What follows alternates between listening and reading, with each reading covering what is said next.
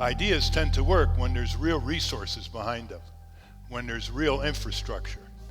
This is a unique format in the sense that these two are my billionaire heroes. They were in the book, and they've jumped out of this fictional narrative to be here. We were talking about what does it mean to move from charity to justice.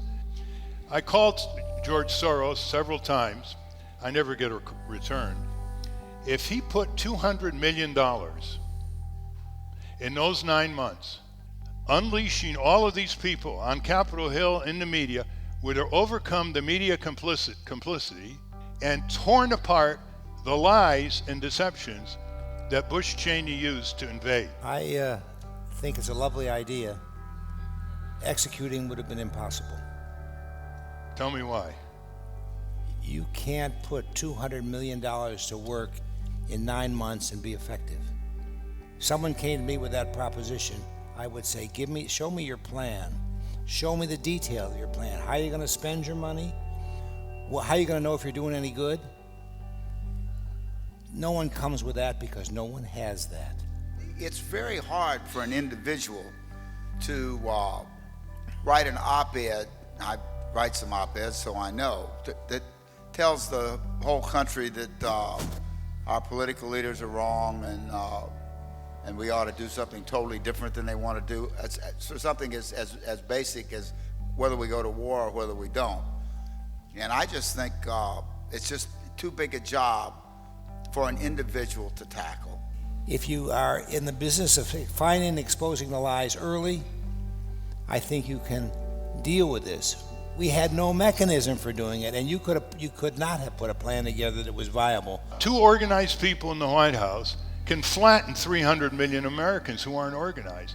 You know, you tried to kick the establishment around all your life. And what have you got? You're still kicking, but you don't have a whole lot of influence. Well, the government's still here and still screwing up. We're talking about buying media.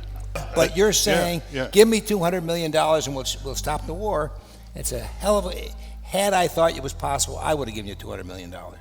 My objective is to reduce the penalties on people who use, grow, and sell marijuana. 5,000 uses, energy, food, paper, a very hardy plant, doesn't require much fertilizer or pesticides. I'm really intrigued to see what you're going to do to take these billionaires to a level beyond simple charity. Well, if I get a chance, my issues, I mean, I'm interested in marijuana too, and I think it should be legalized. But because I think we got a lot of other problems that are a lot worse. We're spending too much time and money and effort. It's like prohibition, people are going to drink. I don't think marijuana is any worse than alcohol. And but my main issue is nuclear weapons and global climate change, overpopulation and family planning, and just generally preserving the environment. Learn to live sustainably with that, with our little fragile planet down here, so that we can live for thousands of years. I'd like to see us. I like us. I like people. I am one, and I'm proud of it. I'd rather be a person than a mouse.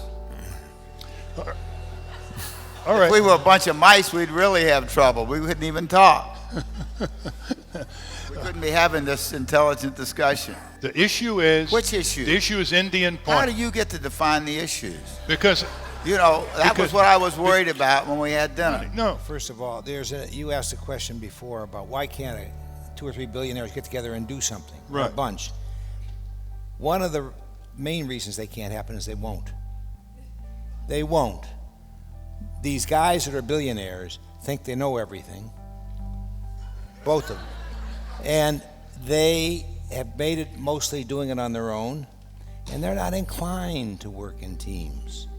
What would you do about corporate crime, corporate irresponsibility, rampant corporate speculation with other people's money? Shoot 'em. And Shoot 'em. And abandoning our country. Give them a short trial and then shoot them.